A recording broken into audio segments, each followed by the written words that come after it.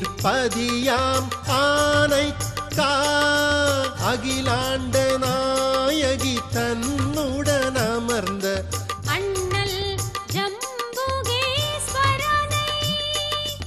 ஆனையும் சிலந்தியும் வழிபட்ட தலமாம்.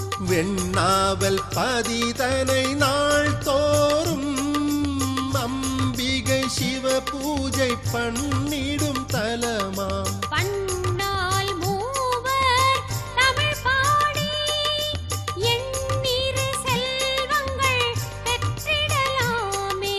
சிவாய நம ஓம் சிவாய நம ஓம் நம சிவாய சிவ சிவாய நம ஓம் சிவாய நம ஓம் சிவாய நம ஓம் நம சிவாய சிவ சிவாய நம ஓம்.